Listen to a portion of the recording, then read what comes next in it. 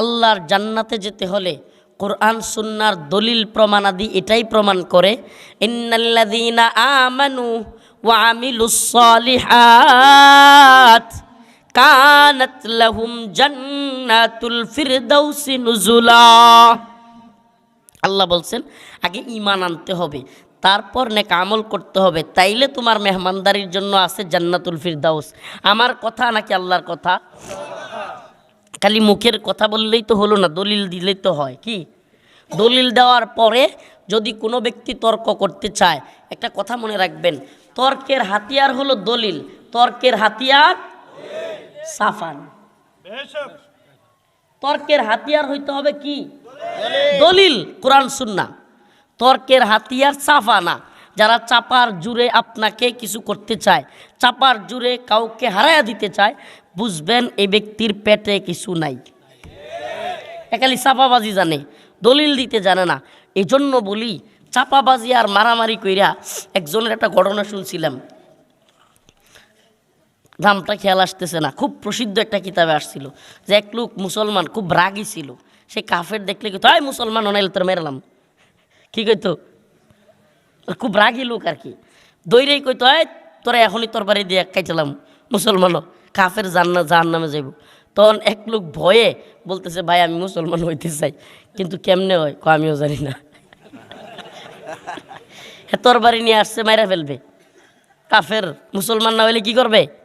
মাইরা ফেলবে। জিগাইছে ভাই আমি মুসলমান হইতে চাই, তাহলে কেমনে হইতে হইব? জানে না। এই তর্ক আর চাপাবাজি জোর কইরা কিছু হয়? দেখেন লাইক্রাহাফিদ দ্বীনের ব্যাখ্যা কি? লাইক্রাহাফিদ দ্বীনের অনেক অপব্যাখ্যা করা হয়। লাকুম দিনুকুম ওয়ালিয়া দ্বীনের অনেক অপব্যাখ্যা করা হয়। লাকুম দিনুকুম ওয়ালিয়া দ্বীনের এই ব্যাখ্যা না, যে কাদিয়ানি হইতে চাই তারা কাদিয়ানি হইতে দাও, নাউজুবিল্লাহ। লাকুম দিনুকুম ওয়ালিয়া দ্বীনের এই ব্যাখ্যা নয়, যে খ্রিস্টান হতে চায় তাকে খ্রিস্টান হতে দাও। লাকুম দিনুকুম ওয়ালিয়া দ্বীনের কি ব্যাখ্যা? একটা ছোট্ট ঘটনা বলি। মনে করেন এক ব্যক্তি চুরি করে, একটা ছেলে চুরি করে, তার বাপ দিনদার মানুষ, নামাজি মানুষ, তো ছেলে চুরি করে, এলাকার মানুষ খুব অতিষ্ঠ চুরের জ্বালায়, সকল এলাকাবাসী মিলে বাবার কাছে আইসা বিচার দিছে, আপনার ছেলের চুরির জ্বালায় আমরা এলাকায় থাকতে পারতেছি না, বন্ধ করেন ওর চুরি। বাপ বলল ঠিক আছে, আমার ছেলের সাথে কথা বলে নেই। ছেলেকে ডাকলো, কথা বলল। ছেলে এক আজীব শর্ত দিল। বাবা ছেলেকে বলছে, বাবা তুই আর চুরি করিস না, এলাকার মানুষ আমার কাছে তোর নামে খালি নালিশ নিয়ে আসে, আমি নামাজ পড়ি, দিনদার মানুষ, আমার ইজ্জত শেষ, তুই আর চুরি করিস না। ছেলে বলে বাবা আমি আপনার কথা মেনে নিব, কিন্তু একবারে বহুদিনের পুরনো স্বভাব একবারে তো আর ছাড়তে পারবো না, আস্তে আস্তে ছাড়তে হবে। তো আমার একটা প্রস্তাব আপনার কাছে। বাবা বলল কি প্রস্তাব? ছেলে বলে আপনার কাছে প্রস্তাব হলো যে আপনার সাথে আমি মাগরিব এবং এশারের নামাজ পড়ব, 12টা পর্যন্ত আমি ইবাদতে মগ্ন থাকব। 12টার পর থেকে ফজর পর্যন্ত আমি যেহেতু আপনার সাথে 12টা পর্যন্ত থাকলাম, 12টা থেকে ফজর পর্যন্ত আপনিও আমার সাথে চুরি করবেন। কত সুন্দর প্রস্তাব, সুন্দর প্রস্তাব না? এবার বাবা বলল ঠিক আছে, আর আমাকে যারা বিচার দিছে এদের সামনে আমি তোর এই প্রস্তাবটা আবার শুনতে চাই। পরের দিন যখন এলাকাবাসী আসছে, এলাকাবাসীর সামনে বাবা তার ছেলেকে বলল আচ্ছা তুই কালকে রাতে কি বলছিলি এটা আবার বলতো, সকলে শুনুক। সবার সামনে ছেলে বলতেছে যে আমার বাবা আমাকে বলেছে আমি যেন আর চুরি না করি, আমি আমার বাবাকে বলছি ঠিক আছে আমি চুরি ছেড়ে দিব আস্তে আস্তে, তবে আমার একটা শর্ত আছে। শর্তটা কি? আমি মাগরিব এবং এশারের নামাজ পড়ব, 12টা পর্যন্ত, রাত্রে অর্ধেক রাত্র পর্যন্ত ইবাদত করব, আর 12টা থেকে নিয়ে ফজর পর্যন্ত আমার আব্বাও আমার সাথে চুরি করবে। এলাকাবাসী এই কথা শুনে অবাক হয়ে গেল। এবার বাবা চিৎকার মেরে উঠল, চিৎকার মেরে বলতে লাগলো, ও এলাকাবাসী আপনারা যারা বিচার দিয়েছেন তারা শুনে রাখেন, আজকে থেকে আমার এই ছেলে চুরি করুক, যা মন চায় তা করুক, এই দায়ভার আমার না। আপনারা আমাকে হুমকি দিয়েছেন, আমি সামলাতে না পারলে আপনারা ছেলের হাত পা ভেঙে ফেলবেন, মেরে ফেলবেন, আমি আপনাদেরকে অনুমতি দিচ্ছি ও চুরি করুক, মন চায় খুন করুক, যা মন চায় করুক, আপনারা তার হাত পা ভেঙে ফেলেন আর যা করেন, আমি এর থেকে লাকুম দিনুকুম ওয়ালিয়া দিন, ওর দায়বার ওর, আমার দায়বার আমার। আমাকে বলেন ওই ছেলে কি চুরির লাইসেন্স দিল নাকি বাপে দায় মুক্তি কইল? আমি বুঝাইতে পারি নাই। ছেলে কি চুরির লাইসেন্স দিল যে ছেলে চুরি করার সমস্যা নাই, এটা বললো যে ও চুরি করুক আর যেমন চাই তা করুক। এই কথা বলার দ্বারা বাবা কি ছেলেকে চুরি করার কথা বলল, নাকি বাবা বলল ওরে মারেন বা কাটেন চুরির দায়ে, এই দায়িত্ব আমার না, ও আমার ছেলের থেকে আজকে থেকে ও খারিজ, ওরে আমি একেবারে নাশরিক করে দিলাম, আমার দায়িত্ব মুক্তি ঘোষণা করলাম, ওকে মারেন কাটেন আমার কোনো দায়িত্ব। চুরির লাইসেন্স দিল? কথা বুঝছেন? চুরির লাইসেন্স দিছে। এবার আসেন 1500 বছর আগের লাকুম দিনুকুম ওয়ালিয়া দিনে ফিরে যায়। রাসূল সাল্লাল্লাহু আলাইহি ওয়াসাল্লামকে কাফেররা, উতবা, শাইবা, আবু জাহেলরা যখন নারীর লোভ দেখায় থামাইতে পারতেছে না, হে মুহাম্মদ সাল্লাল্লাহু আলাইহি সাল্লাম, তুমি কি নবী হইতে, তুমি নবী দাবি করতেছো, আমাদের লাত উজ্জাকে অপমান করতেছো এই জন্য যে তুমি কোনো সুন্দরী নারীর প্রেমে পড়ছো? যদি তোমার আরবের কোনো নারীকে পছন্দ হয় বলো, আমরা বিয়ে করাইয়া দিব। তোমার সম্পদের দরকার হয় বলো, 100 তোলা লুট দিব, আরও কত সম্পদ দিব। তোমার ক্ষমতার দরকার, আমরা তোমাকে কুরাইশদের নেতা হিসাবে মেনে নিব। কোনটা দরকার? এত কিছু বলেও যখন উতবা, শাইবা, আবু জাহেলরা আল্লাহর নবীকে থামাইতে পারল না, এবার কি শুরু করলো? এবার রসুলকে অবরোধ করলো।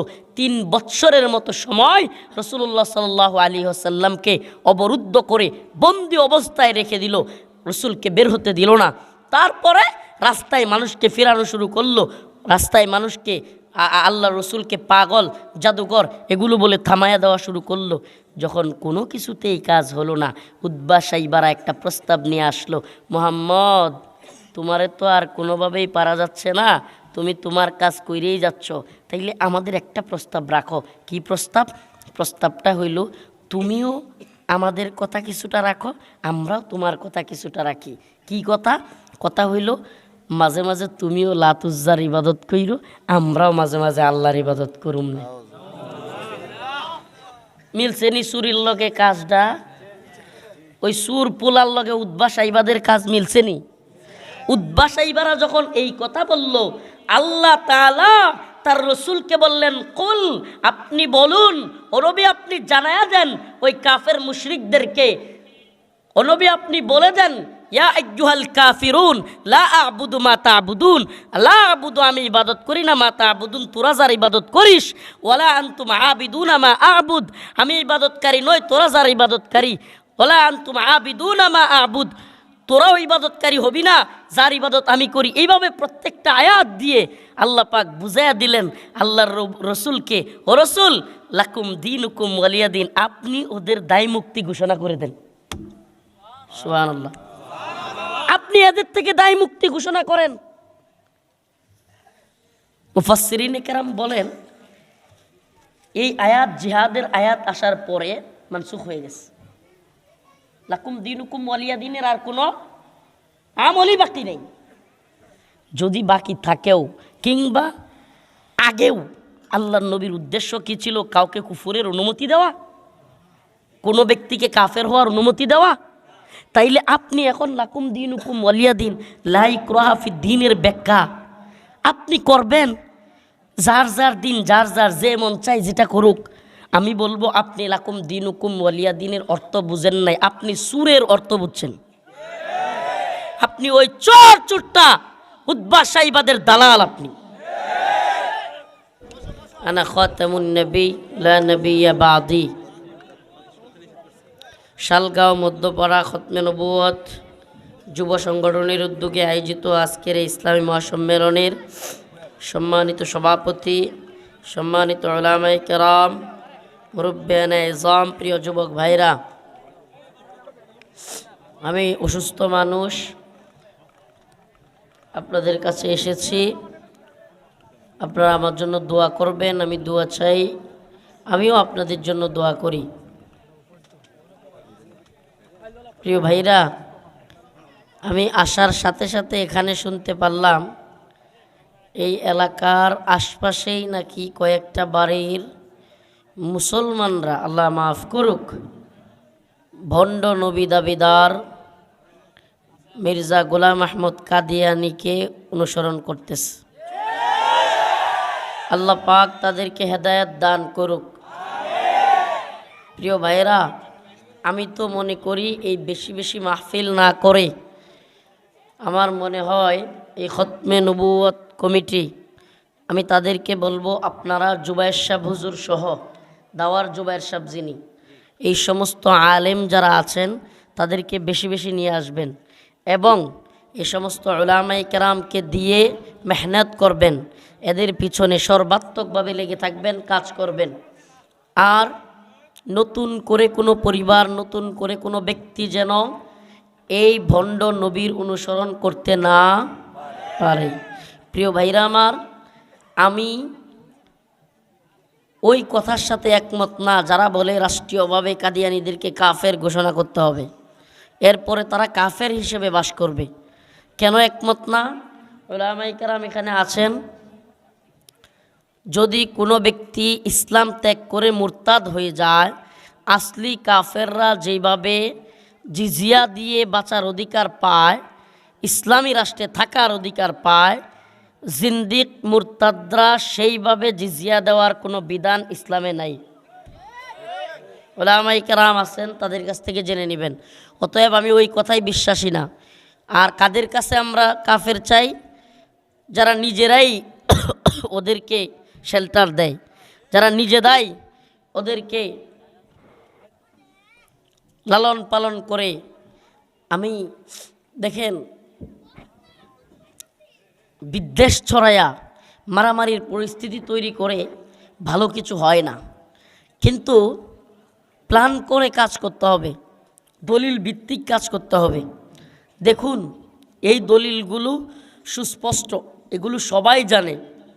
আল্লাহ পাক কোরআনে সুস্পষ্ট বলেছেন, মা কানা মুহাম্মাদুন আবা আহাদিম মির রিজালিকুম ওয়ালাকির রাসূলুল্লাহ ওয়া খাতামান নাবিয়্যিন।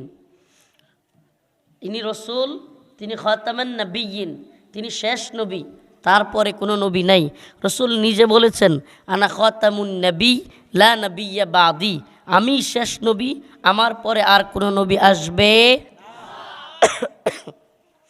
প্রিয় ভাইরা আমার, তাহলে বর্তমানে কোনো ব্যক্তি যদি নিজেকে নবী দাবি করে, সে কি নবী না ভণ্ড? বলেন, নবী না ভণ্ড? কোরআন সুন্নাহর কোনো দলিলের মাধ্যমে সে ব্যক্তি প্রমাণ করতে পারবে না সে নবী। একটা ঘটনা প্রসিদ্ধ আছে। আমি অসুস্থ, আসলে চা দিয়েও হবে না হুজুর, ওর মাথা মাঝে মাঝে চাপ দিয়ে ধরে, শরীর খুবই খারাপ যায়, এটা চার সমস্যা না। তো বলতেছিলাম, আসুন শুধরে যান, তওবা করুন। কোনো ব্যক্তি যদি আল্লাহ পাকের কাছে খাস তওবা করে, কি তওবা? খাঁটি তওবা করে, আল্লাহ পাক তাকে মাফ করে দেন। আমার আজকের এই অসুস্থতা নিয়েও কথা বলতে আসা এবং কথা বলা তখনই সফল যদি কোনো একটা মানুষও এই কাদিয়ানি মতবাদ থেকে বেরিয়ে ইসলামে প্রবেশ করে, তাহলে আমরা কি এই অসুস্থতা নিয়েও আজকের এই প্রোগ্রামে আসা কি আরও সফল হতে পারি যদি আপনারাও বুঝেন। আপনারা যারা এখানে আছেন, এই খতমে নবুয়ত কমিটিরও যারা আছেন, তারাও যদি দাওয়ার জুবায়ের সাহেব হুজুর সহ মানে সামনাসামনি দালিলিক আলোচনার মাধ্যমে ওদেরকে বুঝিয়ে ওই পথ থেকে অনেক লোককে সরানো, ব্যক্তিটার নাম আল্লামা জুবায়ের দামাত বারকাতুহু। সারা দেশব্যাপী দাওয়ার জুবায়ের সাহেব হুজুর হিসেবে চিনে। হুজুরকে দাওয়াত দিয়ে, মাহফিলে না, আবার ভুল করিয়েন না, কিছে না, মাহফিলে না, ওই সমস্ত ব্যক্তিদের বাড়ি বাড়ি নিয়ে যাবেন, এদের সাথে কথা বলাবেন হুজুরকে। এটা আমার এই খতমে নবুয়ত কমিটির কাছে আমি রিকোয়েস্ট রাখলাম এবং তাদেরকে আমি এটা পরামর্শ দিলাম। আর যদি আমাদের কেউ ওইভাবে ডাকে যে হুজুর দাওয়ার জুবায়ের শাহ হুজুরের সাথে আপনিও এসেন। আমি কথা দিচ্ছি, এই কমিটি যদি যোগাযোগ করে আমি সরাসরি হুজুরকে নিয়ে, আমি নিজে হুজুরকে নিয়ে মাহফিল কেন্দ্রিক না, যুবকদেরকে নিয়ে ওদেরকে বোঝানোর চেষ্টা করব। দেখুন, কোনো ব্যক্তি কাদিয়ানি হওয়ার সাথে সাথে সে ব্যক্তি দিন ত্যাগকারী মুরতাদে পরিণত হলো, আর তার জন্য আল্লাহর জান্নাত নয় জাহান্নাম রেডি। আমার নবীর খতমে নবুয়তে কেউ বিশ্বাস না করলে কেউ জান্নাতে যেতে পারবে। যদি কোনো ব্যক্তি মনে করে কাদিয়ানি মতবাদ, গোলাম আহমদ কাদিয়ানিকে নবী যারা মানতেছে এরা কাফের না, এটা যদি কেউ মনে করে ঠিক আছে আমি তো মুসলমান, তারাই কাফের বলার দরকারটা কি, তাইলে সেই ব্যক্তিরও ঈমান থাকবে না। কথাটা একটু জটিল, কথাটা বুঝছেন? ঈমানের দাবি হলো মুসলমান ব্যতীত অন্য কোনো ধর্ম মতের লোক বেহেশতে যাবে। সে মাদার তেরেসা হোক, সে মহাত্মা গান্ধী হোক, সে নরেন্দ্র মোদী হোক, কেউ সুমা দিয়ে দেখ, এতে কইরা সে বেহেশতে যাইতে পারবে? কথা বুঝতেছেন? বেহেশতে যেতে পারবে। আল্লাহর জান্নাতে যেতে হলে কোরআন সুন্নাহর দলিল প্রমাণাদি এটাই প্রমাণ করে, ইন্নাল্লাযীনা আমানু ওয়া আমিলুস সালিহাত কানাত লাহুম জান্নাতুল ফিরদাউসি নুজুলা। আল্লাহ বলছেন আগে ঈমান আনতে হবে, তারপর নেক আমল করতে হবে, তাইলে তোমার মেহমানদারির জন্য আছে জান্নাতুল ফিরদাউস। আমার কথা নাকি আল্লাহর কথা? খালি মুখের কথা বললেই তো হলো না, দলিল দিলেই তো হয়। কি দলিল দেওয়ার পরে যদি কোনো ব্যক্তি তর্ক করতে চায়, একটা কথা মনে রাখবেন, তর্কের হাতিয়ার হলো দলিল, তর্কের হাতিয়ার সাফান। তর্কের হাতিয়ার হইতে হবে কি? দলিল, কোরআন সুন্নাহ। তর্কের হাতিয়ার সাফা না। যারা চাপার জুড়ে আপনাকে কিছু করতে চায়, চাপার জুড়ে কাউকে হারায়া দিতে চায়, বুঝবেন এই ব্যক্তির পেটে কিছু নাই। একালি চাপাবাজি জানে, দলিল দিতে জানে না। এই জন্য বলি চাপাবাজি আর মারামারি কইরা, একজনের একটা ঘটনা শুনছিলাম, নামটা খেয়াল আসতেছে না, খুব প্রসিদ্ধ একটা কিতাবে আসছিল যে এক লোক মুসলমান খুব রাগী ছিল, সে কাফের দেখলে কইতো এই মুসলমান অনাইলে তোর মেরলাম। কি কইতো? খুব রাগী লোক আর কি, দৈরেই কইতো এই তোরা এখনই তোর বাড়ি দিয়ে খাইছিলাম, মুসলমানও কাফের জাহান নামে যাইব। তখন এক লোক ভয়ে বলতেছে ভাই আমি মুসলমান হইতে চাই, কিন্তু কেমনে হয়? আমিও জানি না। তোর বাড়ি নিয়ে আসছে, মাইরা ফেলবে। কাফের মুসলমান না হইলে কি করবে? মাইরা ফেলবে। জিগাইছে ভাই আমি মুসলমান হইতে চাই, তাহলে কেমনে হইতে হইব? জানে না। এই তর্ক আর চাপাবাজি জোর কইরা কিছু হয়? দেখেন লাইক রহাফিদ দিনের ব্যাখ্যা কি? লাইক রহাফিদ দিনের অনেক অপব্যাখ্যা করা হয়। লাকুম দিনুকুম ওয়ালিয়া দিনের অনেক অপব্যাখ্যা করা হয়। লাকুম দিনুকুম ওয়ালিয়া দিনের এই ব্যাখ্যা না, যে কাদিয়ানি হইতে চাই তারা কাদিয়ানি হইতে দাও, নাউজুবিল্লাহ। লাকুম দিনুকুম ওয়ালিয়া দিনের এই ব্যাখ্যা নয়, যে খ্রিস্টান হতে চায় তাকে খ্রিস্টান হতে দাও। লাকুম দিনুকুম ওয়ালিয়া দিনের কি ব্যাখ্যা? একটা ছোট্ট ঘটনা বলি। মনে করেন এক ব্যক্তি চুরি করে, একটা ছেলে চুরি করে, তার বাপ দিনদার মানুষ, নামাজি মানুষ, তো ছেলে চুরি করে। এলাকার মানুষ খুব অতিষ্ঠ চুরের জ্বালায়, সকল এলাকাবাসী মিলে বাবার কাছে আইসা বিচার দিছে, আপনার ছেলের চুরির জ্বালায় আমরা এলাকায় থাকতে পারতেছি না, বন্ধ করেন ওর চুরি। বাপ বলল ঠিক আছে, আমার ছেলের সাথে কথা বলে নেই। ছেলেকে ডাকলো, কথা বলল। ছেলে এক আজীব শর্ত দিল। বাবা ছেলেকে বলছে, বাবা তুই আর চুরি করিস না, এলাকার মানুষ আমার কাছে তোর নামে খালি নালিশ নিয়ে আসে, আমি নামাজ পড়ি, দিনদার মানুষ, আমার ইজ্জত শেষ, তুই আর চুরি করিস না। ছেলে বলে বাবা আমি আপনার কথা মেনে নিব, কিন্তু একবারে বহুদিনের পুরনো স্বভাব একবারে তো আর ছাড়তে পারবো না, আস্তে আস্তে ছাড়তে হবে। তো আমার একটা প্রস্তাব আপনার কাছে। বাবা বলল কি প্রস্তাব? ছেলে বলে আপনার কাছে প্রস্তাব হলো যে আপনার সাথে আমি মাগরিব এবং এশারের নামাজ পড়ব, 12টা পর্যন্ত আমি ইবাদতে মগ্ন থাকব। 12টার পর থেকে ফজর পর্যন্ত আমি যেহেতু আপনার সাথে 12টা পর্যন্ত থাকলাম, 12টা থেকে ফজর পর্যন্ত আপনিও আমার সাথে চুরি করবেন। কত সুন্দর প্রস্তাব, সুন্দর প্রস্তাব না? এবার বাবা বলল ঠিক আছে, আর আমাকে যারা বিচার দিছে এদের সামনে আমি তোর এই প্রস্তাবটা আবার শুনতে চাই।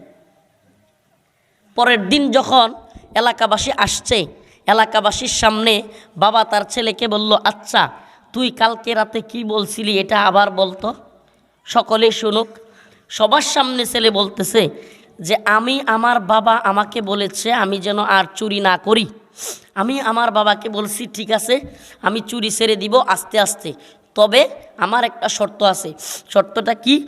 আমি মাগরিব এবং এশারের নামাজ পড়ব, 12টা পর্যন্ত, রাত্রে অর্ধেক রাত্র পর্যন্ত ইবাদত করব, আর 12টা থেকে নিয়ে ফজর পর্যন্ত আমার আব্বাও আমার সাথে চুরি করবে।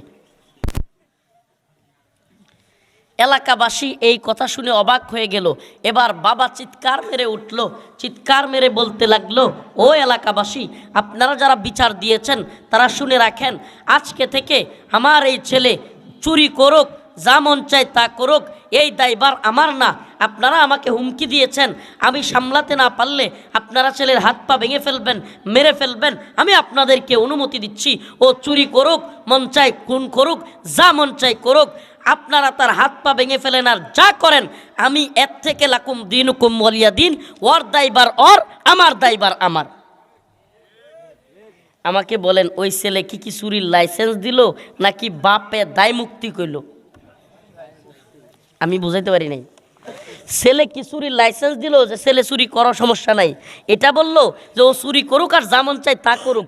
এই কথা বলার দ্বারা বাবা কি ছেলেকে চুরি করার কথা বলল, নাকি বাবা বলল ওরে মারেন বা কাটেন চুরির দায়ে, এই দায়িত্ব আমার না, ও আমার ছেলের থেকে আজকে থেকে ও খারিজ, ওরে আমি একেবারে নাশরিক করে দিলাম, আমার দায়িত্ব মুক্তি ঘোষণা করলাম, ওকে মারেন কাটেন আমার কোনো দায়িত্ব। চুরির লাইসেন্স দিল?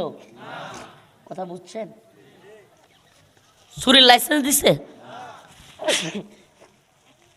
এবার আসেন 1500 বছর আগের লাকুম দিনুকুম ওয়ালিয়া দিনে ফিরে যায়।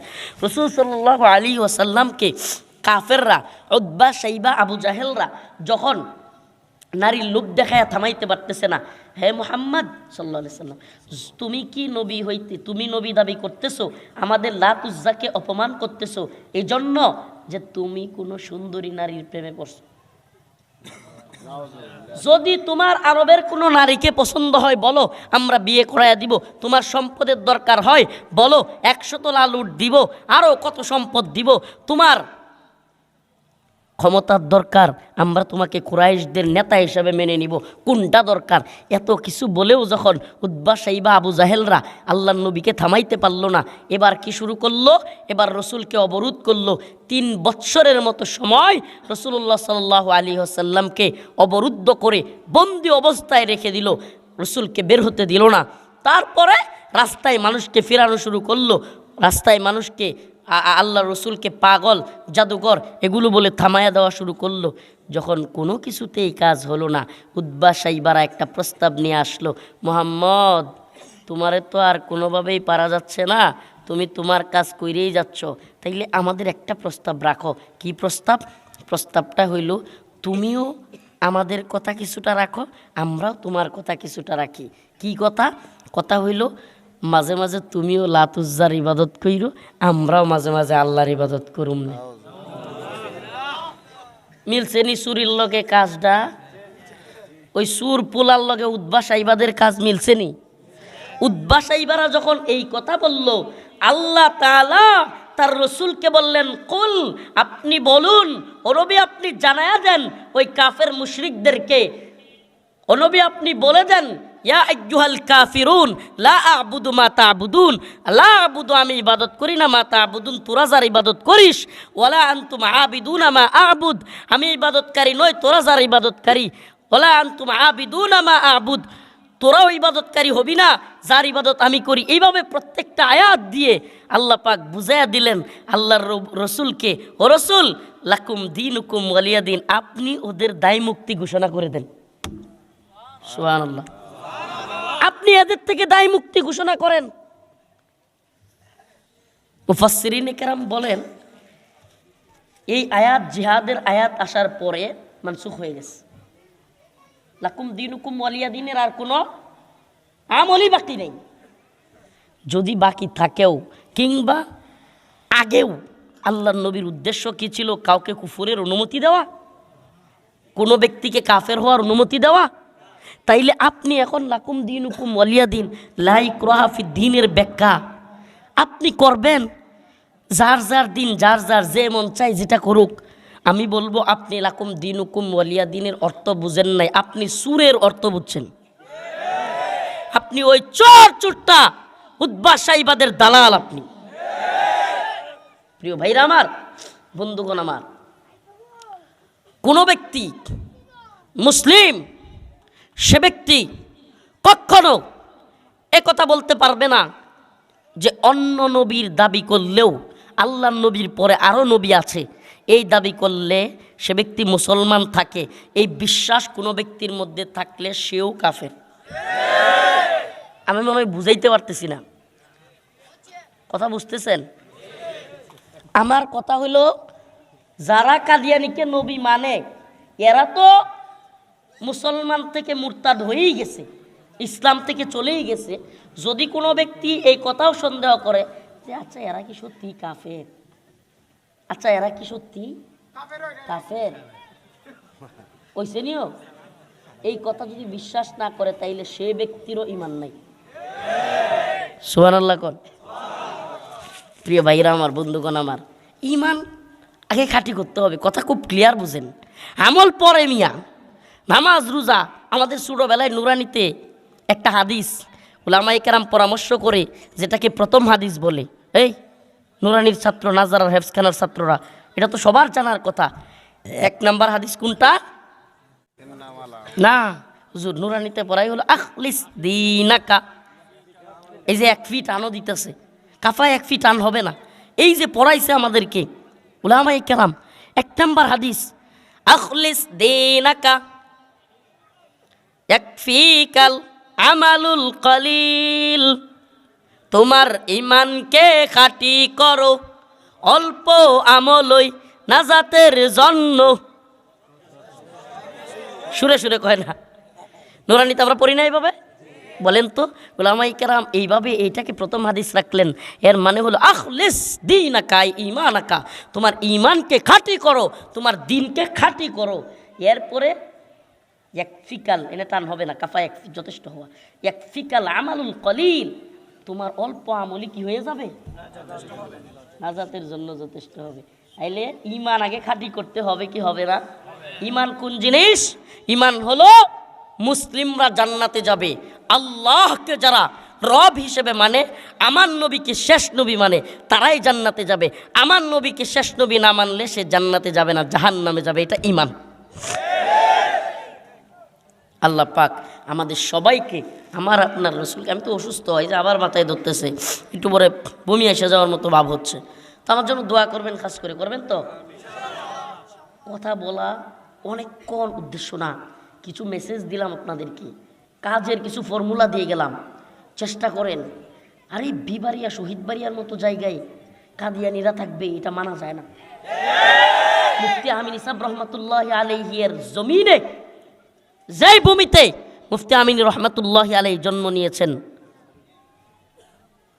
মুফতি তাজুল ইসলাম সাহেব হুজুরের বাড়ি তো ফখরে বাঙাল তাজুল ইসলাম সাহেবের এলাকায় কাদিয়ানীদের ইয়া থাকবে। দেখেন কালকে গিয়ে একবারে কোপানি শুরু করে দিয়েন না আবার, এটা বলতেছি না। কাজের ফর্মুলা তৈরি করেন, ওদেরকে ফিরে আনার চেষ্টা করেন। আল্লাহ পাক আমাদেরকে আমল করার তৌফিক দান করুন। وآخر دعوانا الحمد لله رب العالمين. السلام عليكم ورحمة الله وبركاته. الحمد لله رب العالمين الرحمن الرحيم مالك يوم الدين إياك نعبد وإياك نستعين اللهم ارزقنا شهادة في سبيلك اللهم ارزقنا شهادة في سبيلك اللهم ارزقنا شهادة في سبيلك يا الله يا حي يا قيوم يا الله يا أرحم الراحمين. আয় আল্লাহ, আপনি আমাদের গুনাহগুলোকে মাফ করে দেন। আল্লাহুম্মা আনসুরিল ইসলাম ওয়াল মুসলিমিন। আয় আল্লাহ, মুসলমানদেরকে আল্লাহ আপনি হেফাজত করেন, ফিলিস্তিনের মুসলমানদেরকে হেফাজত করেন। আল্লাহ ফিলিস্তিনের মুজাহিদদেরকে কবুল করেন। আয় আল্লাহ, আজকেও গাজায় শত শত মুসলমানকে শহীদ করেছে আল্লাহ। আয় আল্লাহ, এই কাদিয়ানীকে যারা নবী মনে করে এদেরকে আপনি বুঝ দান করেন। আয় আল্লাহ, এদেরকে আল্লাহ এই ইরতিদাদের ফিতনা থেকে মুক্তি দান করেন। আল্লাহ এদেরকে আবারও মুসলিম হওয়ার তৌফিক দান করেন। আয় রব্বুল আলামিন আল্লাহ আমাদের এই খেদমতকে কবুল করেন। আল্লাহ আমাদের অসুস্থদেরকে সুস্থতা দান করেন। আয় আল্লাহ শহীদ কামাল, আল্লাহ তুমি তাকে কবুল করে নাও। আল্লাহ শহীদ কামাল ভাইয়ের কবরকে জান্নাতের বাগান বানায় দাও। এই শহীদ বাড়িয়ার আরও যত শহীদ আছে প্রত্যেক শহীদের কবরকে জান্নাতের বাগান বানায় দাও। আয় আল্লাহ এই মাহফিলকে কবুল করো, খতমে নবুয়ত কমিটিকে কবুল করো। আল্লাহ এই যুব সমাজকে দ্বীনের পক্ষে কাজ করার তৌফিক দাও। সুবহান রাব্বিকা রব্বিল ইজ্জাতি আম্মা ইয়াসিফুন, সালামুন আলাল মুরসালিন, আলহামদুলিল্লাহ।